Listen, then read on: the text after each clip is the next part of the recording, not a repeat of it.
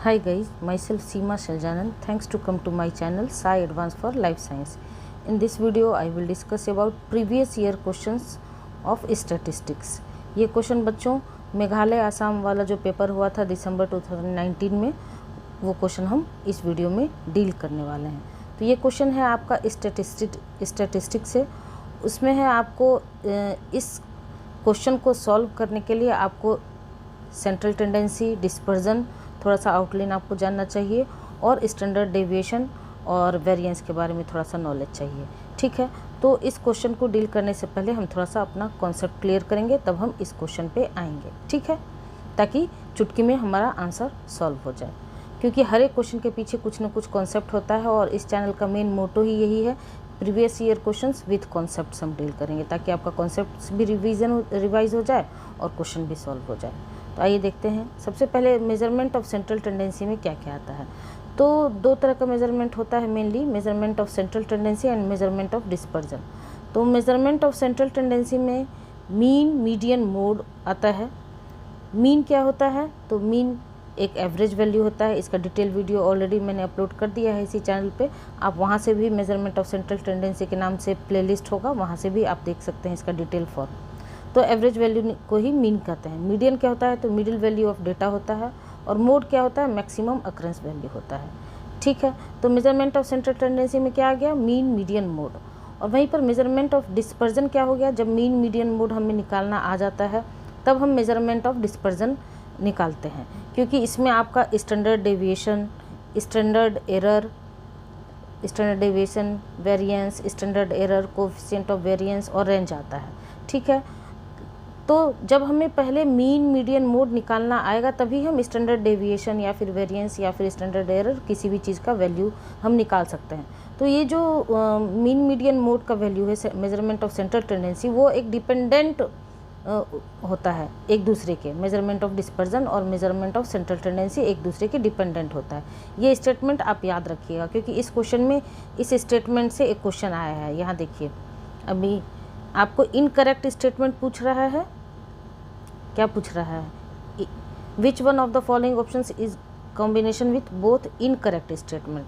तो अभी हमने आपको मेजरमेंट ऑफ सेंट्रल टेंडेंसी और डिस्पर्जन दिखाया, तो यहाँ देखिए थोड़ा सा ऑप्शन और हम ABCD देख लेते हैं। तो देखिए यहाँ बी वाला ऑप्शन आप देखिए, measurement of central tendency and dispersion are independent of the presence of outliers in a data set. तो अभी हमने आपको क्या देखा?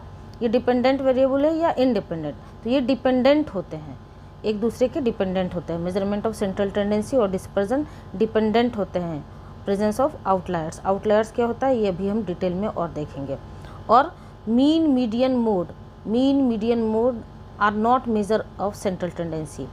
ये क्या है? इनकरेक्ट स्टेटमेंट है और हमें आंसर क्या पूछा है? इनकरेक्ट ही पूछा है। तो आपको आंसर यहीं से निकल के सामने आ रहा है। Measurement of central tendency and dispersion are independent of the presence of outliers in a data, ये एक रॉन्ग स्टेटमेंट है। और mean, median, mode are not measure of central tendency, जबकि मीन, मीडियन, मोड तो देखा जाता है मेजरमेंट ऑफ सेंट्रल टेंडेंसी में। तो बी और डी क्या है? आपका इनकरेक्ट स्टेटमेंट है। और आपका आंसर में क्या पूछा है? Incorrect statement. तो वैसे तो आंसर आपका यहाँ से 4 आ जाता है, लेकिन हम क्या देख रहे हैं? कॉन्सेप्ट्स बिहाइंड PYQs देख रहे हैं। तो आपको ए और सी करेक्ट कैसे है, तो अभी हम उसका डिटेल फॉर्म देखेंगे। ये आउटलायर क्या होता है वो भी देखेंगे, और standard deviation is a measure of dispersion अभी हमने देखा ही। क्या मेजर ऑफ डिस्पर्जन में रेंज आता है, स्टैंडर्ड डेविएशन आता है, coefficient of variance, standard error, ये सब क्या चीज़ में पढ़ते हैं हम? तो आपको मेजर ऑफ डिस्पर्जन में। तो सी स्टेटमेंट करेक्ट है। और ए कैसे करेक्ट है? An outlier can be defined as a value in a data set that lies more than 3 standard deviations from the mean. तो इसके लिए आपको थोड़ा सा स्टैंडर्ड डेविएशन का कॉन्सेप्ट अच्छे से क्लियर होना चाहिए। तो इस वीडियो में हम थोड़ा सा डिटेल फॉर्म देखेंगे किसका? स्टैंडर्ड डेविएशन और वेरिएंस का। आइए देखते हैं क्या होता है। सबसे पहले स्टैंडर्ड डेविएशन हम डिफाइन करेंगे। क्या होता है?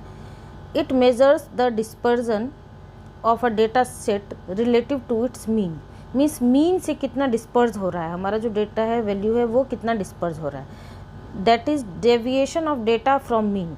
मीन से डेटा हमारा कितना डेविएट कर रहा है। और how the data deviate from the mean, means mean से कैसे डेविएट हो रहा है। तीनों लाइन में एक ही बात कही गई है, सिंपल फॉर्म में, आपको जो सही लगे वो आप रीड कर सकते हैं, ठीक है। It is denoted by S, standard deviation को क्या चीज़ से डिनोट किया जाता है, तो एस से डिनोट किया जाता है। कब, when n is less than 50, जबकि सैंपल का वैल्यू लेस देन 50 दिया होता है तब एस से डिनोट करते हैं। और सिग्मा कब, जब व्हेन n की value greater than 50, means population value जब दी होती है तब हम सिग्मा से डिनोट करते हैं। कैसे इसको कैलकुलेट किया जाता है, तो calculated by square root of variance, ठीक है। तो standard deviation is equal to under root V, V is variance, और sigma under root V, sigma for population mean and S for sample mean, ठीक है। तो स्टैंडर्ड डेविएशन क्या होता है, it measures the dispersion of data set relative to its mean, mean से हमारा data कितना डेविएट कर रहा है उसको क्या कहते हैं, स्टैंडर्ड डेविएशन कहते हैं। और अगर n का वैल्यू लेस देन 50 है तो हम सैंपल का स्टैंडर्ड डेविएशन निकालेंगे, तो उसका फॉर्मूला क्या होता है, under root summation x minus X bar by n minus 1, ठीक है। और अगर n इज़ ग्रेटर देन 50, अगर पॉपुलेशन वैल्यू दिया हुआ है तो sigma is equal to summation x minus mu by n, जहाँ पर म्यू क्या है, मीन है, यहाँ पर x बार क्या है, मीन है। तो x बार कब हम लेते हैं, जब सैंपल की वैल्यू दी होती है, means n is less than 50 दिया होता है तो x बार हम लेते हैं मीन के फॉर्म में। और अगर ग्रेटर देन 50 है, मीन्स पॉपुलेशन मीन दिया हुआ है, तो म्यू लेते हैं फॉर्मूला में, ठीक है। यहाँ पर n माइनस 1 क्यों लिखा हुआ है, क्योंकि n की वैल्यू लेस देन 50 है, अगर 50 माइनस 1 करेंगे तो उसका कुछ हमारा रिजल्ट आएगा, लेकिन यहाँ पर हम माइनस 1 क्यों नहीं किए हैं यहाँ पर, क्योंकि यहाँ n की वैल्यू ग्रेटर देन 50 है, जहाँ 500, 1000, 2000 है, वहाँ पर अगर माइनस 1 भी करिएगा तो कोई फ़र्क नहीं पड़ता है, ठीक है। तो ये हो गया फॉर्मूला और ये हो गया आपका डेफिनेशन, किसके बारे में, स्टैंडर्ड डेविएशन। इसी से रिलेटेड टर्म है आपका क्या, वेरिएंस। तो वेरिएंस भी हम देखेंगे क्या होता है। It is the expectation of the square deviation from its mean, ये एक एक्सपेक्टेशन माना जाता है कि मीन से ये जो स्क्वायर डेविएशन है वो कितना होता है, उसको क्या कहेंगे, वेरिएंस कहते हैं। कुछ कीवर्ड है बच्चों, उस पर ध्यान दीजिएगा, ठीक है। उस कीवर्ड से आपका स्टेटमेंट वाइज जो क्वेश्चंस होते हैं उसका आंसर निकल के सामने आता है। It measure how far a data set of numbers is spread out from there average value that is mean, means mean से कितना स्प्रेड हो रहा है, कितने दूर तक उसका फैलाव है, डेटा का कितना वैल्यू कितने दूर तक सेट हो रहा है। स्प्रेडिंग, स्प्रेड याद रखिएगा, कीवर्ड वेरिएंस में स्प्रेड याद रखिएगा। It measure how far a set of numbers is spread out. और अभी हमने देखा क्या, s is equal to under root V, तो v इज इक्वल टू क्या हो जाएगा, s स्क्वायर। कब, जब सैंपल का वैल्यू दिया होगा, means n is less than 50, और v is equal to sigma square when population mean दिया होगा, means n is equal to greater than 50, ठीक है। और डेफिनेशन के फॉर्म में क्या हम याद रखना है, it measure how far a set of numbers is spread out from there average value mean. तो जब n की वैल्यू लेस देन 50 दिया होगा तो फार्मूला से हम कैसे निकालेंगे, तो हम निकालेंगे v is equal to S square summation x minus X bar by n minus 1।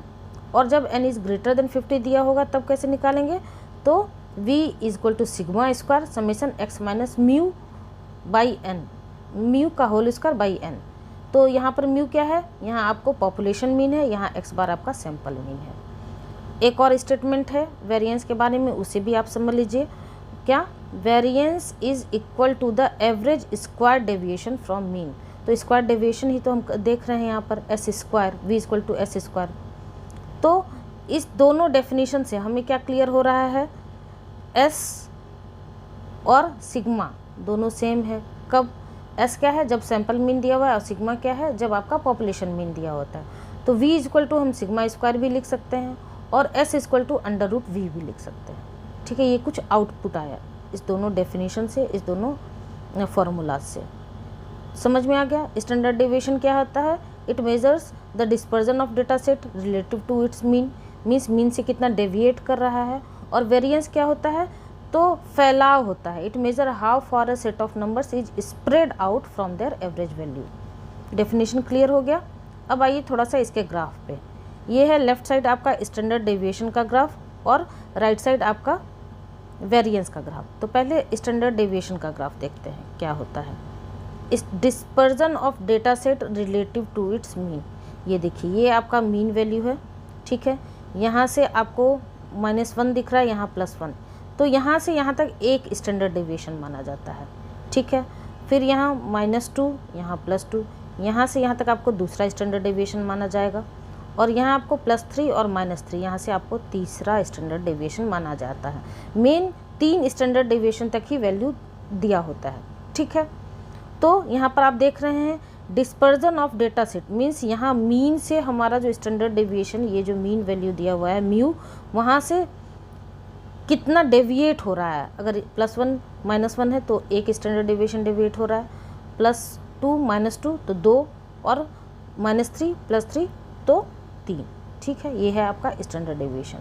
और वेरिएंस क्या होता है, तो यहाँ देखिए अभी हमने क्या बताया आपको, स्प्रेड आउट, स्प्रेडिंग हो रहा है। यहाँ देखिए, यहाँ भी आपको क्या है, ये आपका मीन वैल्यू है, ठीक है, मीन वैल्यू है, सॉरी, यहाँ देखिए। और यहाँ से आपका वेरिएंस का स्प्रेड कितना हो रहा है, तो कैसे हम देखेंगे, तो ये देखिए यहाँ से यहाँ तक +1 है, इधर +1, अभी हमने स्टैंडर्ड डेविएशन देखा, ये -1, तो इसका वेरिएंस कहाँ जा रहा है, ऊपर की ओर जा रहा है। इसका फैलाव कितना है, कम है, तो ये क्या हो गया, लो वेरिएंस हो गया। दूसरा -2 से लेके +2 तक आ रहा है, तो इसका फैलाव कहाँ से कहाँ तक हो गया, तो इसका फैलाव आपको यहाँ से यहाँ तक हो गया, यहाँ से यहाँ तक स्प्रेडिंग हो गया। और सबसे नीचे जो आपको दिख रहा है +3 और -3, तो यहाँ से लेके यहाँ तक इसका फैलाव सबसे ज़्यादा है, इस वजह से ये क्या होगा, हाई वेरिएंस होगा, +3 से -3। और अगर स्टेटमेंट हम देखें तो how far each number in a data set spread out from mean, means mean से कितना स्प्रेड आउट हो रहा है। तो अब डेफिनेशन ग्राफ से भी क्लियर हो गया आपको। स्टैंडर्ड डेविएशन हमने क्या देखा, स्टैंडर्ड डेविएशन हमने देखा डिस्पर्जन, मीन्स मीन से कितना डेविएट हो रहा है। और वेरिएंस क्या हो गया, वेरिएंस हो गया आपका स्प्रेडिंग, कितना फैलाव हो रहा है। ये दोनों टर्म क्लियर हो गया बच्चों, मैंने बहुत ही अच्छे से स्मूथली आपको समझाने की कोशिश की है, ठीक है। उसके बाद आइए, उसके बाद एक ग्राफ आपका नॉर्मल डिस्ट्रीब्यूशन, यहीं से ज़्यादातर क्वेश्चन आपको प्रीवियस ईयर क्वेश्चंस आते हैं। इसी डेटा सेट से आपको ये जो वैल्यूज़ दिया होता है उसी से आपके क्वेश्चंस आते हैं, तो इसको ध्यान से सुनिए, समझिए। तो ये तभी आपको समझ में आता जब मैं आपको स्टैंडर्ड डेविएशन और वेरिएंस को अच्छे से उसका डेफिनेशन, फार्मूला और ग्राफ तीनों चीज़ समझाती, तब ये ग्राफ क्लियर होता। ये है आपको नॉर्मल डिस्ट्रीब्यूशन का ग्राफ, ठीक है। तो नॉर्मल डिस्ट्रीब्यूशन का यहाँ आपको दिख रहा है बीच में मीन, ये यहाँ देखिए, ये है आपको बीच में मीन, सॉरी, ये है आपको बीच में क्या, मीन दिया हुआ है। अभी हमने स्टैंडर्ड डेविएशन के ग्राफ में भी देखा, यहाँ से यहाँ तक हमने क्या बताया, +1 इधर राइट साइड, +1 सिग्मा और -1 सिग्मा, ठीक है। उसके बाद यहाँ से यहाँ तक आपको क्या शो हो रहा है, 1 स्टैंडर्ड डेविएशन। ये आपको सेकंड स्टैंडर्ड डेविएशन शो हो रहा है कहाँ से, -2 से +2 तक, और तीसरा यहाँ से लेके यहाँ तक। तो इसके कुछ वैल्यूज़ होते हैं। अगर एक स्टैंडर्ड डेविएशन होता है तो 68% होता है वैल्यू, ठीक है, 68% with in 1 standard deviation, 95% with in 2 standard deviation और 99.7% विद इन 3 स्टैंडर्ड डेविएशन।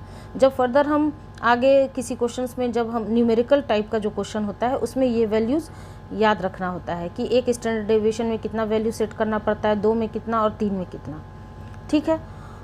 तो यहाँ से एक स्टेटमेंट निकल के आता है, यहाँ देखिए, म्यू ±1 सिग्मा 68%, म्यू ±2 सिग्मा 95% और म्यू ±3 सिग्मा 99%। यहाँ से एक स्टेटमेंट आता है क्लियर होके, N outlier can be defined. अब यहाँ से आपका आंसर निकल के आएगा। आउटलायर क्या होता है, तो outlier can be defined as a value in a data set that lies more than 3 standard deviation from mean.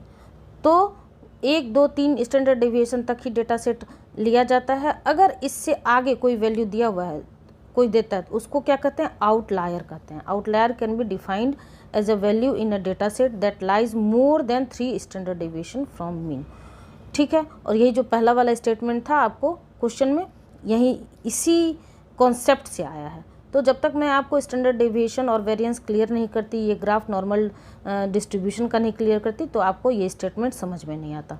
तो बच्चों आप देख रहे हैं यहाँ हम प्रीवियस ईयर क्वेश्चन भी सॉल्व कर रहे हैं और अपना कॉन्सेप्ट भी क्लियर कर रहे हैं। अब देखिए, अब आपको ये वैल्यू इस स्टेटमेंट से क्लियर होगा। An outlier can be defined as a value in a dataset that lies more than 3 standard deviation from the mean। तो ये करेक्ट स्टेटमेंट है और हमें क्या पूछ रहा है, इनकरेक्ट पूछ रहा है, तो ये आंसर नहीं होगा। और ए भी करेक्ट है और सी भी करेक्ट है, सी भी करेक्ट है। अभी हमने देखा standard deviation is a measure of dispersion, तो ए भी करेक्ट है और सी भी करेक्ट है। और क्वेश्चन में हमसे क्या पूछा है, तो क्वेश्चन में हमसे इनकरेक्ट स्टेटमेंट पूछा है। तो इनकरेक्ट कौन कौन सा होगा, measures of central tendency and dispersion are independent of the presence of outliers in a data. तो ये इंडिपेंडेंट नहीं होता, ये डिपेंडेंट होता है। और दूसरा, mean median mode are not measure of central tendency, जबकि mean median mode measurement of central tendency के अंदर ही आता है। तो इस तरह से इस क्वेश्चन का आंसर क्या हो गया, बी एंड डी। ठीक है, तो बच्चों आपको अगर मेरा ये एक्सप्लेनेशन पसंद आता हो, मेरा ये पढ़ाने का तरीका पसंद आता हो, तो please like share and subscribe जरूर कर दीजिएगा। और कुछ भी सजेशन देना हो तो कमेंट सेक्शन में ज़रूर बताइएगा। और ये सारे कंटेंट्स आपको PDF के फॉर्म में मेरा जो टेलीग्राम चैनल है Sai advance for life science के नाम से, वहाँ आपको मैं शेयर कर दूँगी, वहाँ आपको मिल जाएगा। ठीक है, तो मिलते हैं हमारे नेक्स्ट वीडियो में, तब तक के लिए थैंक यू।